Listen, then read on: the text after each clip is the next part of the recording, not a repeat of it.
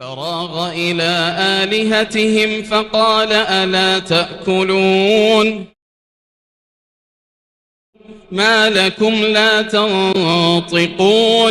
فراغ عليهم ضربا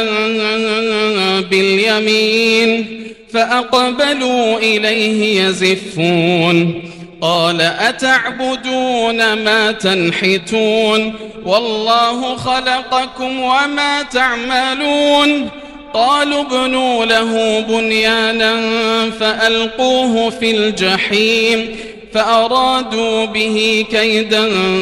فجعلناهم الأسفلين وقال إني ذاهب إلى ربي سيهدين رب هب لي من الصالحين فبشرناه بغلام حليم